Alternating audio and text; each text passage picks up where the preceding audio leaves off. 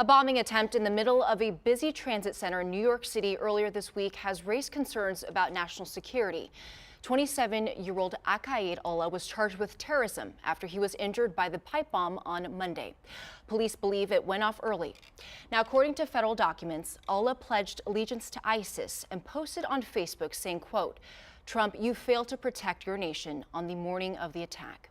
That brings us to our next guest this morning, Professor Jeffrey Addicott, St. Mary's Professor of Law and the Director of the Center for Terrorism Law. Good morning, Jeff. Morning. So, federal authorities have warned us all about the vulnerability of public transportation areas in major cities, which are prime targets. So, do you think this is going to be the new norm of terrorism? Well, obviously the word terrorism is misleading because terrorism is a tactic. What we want to find out is who is using the tactic. In this case, our number one concern is radical Islam, whether it's ISIS, Al-Qaeda, or many other groups.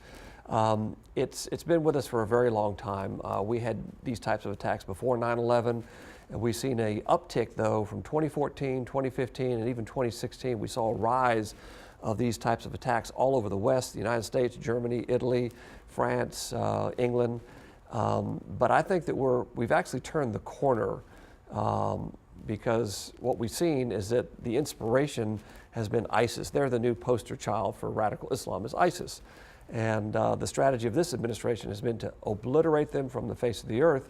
That's been done this year. I mean, they have lost all of their geographic locations in Syria and Iraq, with few exceptions. And so the uptick that we saw in 2014, 2015, 2016, I think we're going to see a dramatic downtick starting in 2018 and following. And if so, when these attacks do happen, it seems to be that they're independent attackers. They act alone. Many of them do, but when you carry out the attack by yourself, there's other people involved. As the FBI gets in and looks at the trail of where these people came from, how they got radicalized, you'll always find other humans that they're communicating with, family members, people that knew who they were, what they were doing. And so there may be one person that carries out the attack, one or two, but there's always a network of individuals to provide supplies and support to that individual. And I also wanted to get your take on President Trump's response to this terrorist attack. He wants stricter immigration policies. But it is interesting because Allah, he was from a Bangladeshi descent. It's not part of the countries that Trump has initiated with part of his travel ban. So what do you think would be considered successful when it comes to counterterrorism? I mean, do you think it would be effective with this travel ban? Well, again, the travel ban, basically the Supreme Court has to look at the third travel ban now that's coming up. They'll probably decide that in June. My legal opinion, it's totally constitutional. The president has a constitutional authority. Congress gave him that authority. He has his independent authority against those nations he put on the ban. But that begs a larger question about our whole immigration system, which is we can have different opinions, but what is the current state right now? We're not a merit-based country like Australia, where people come in, but you have to prove that you're a benefit to the country. We have systems like a lottery system where we saw the attack in New York, the fellow that ran down those joggers.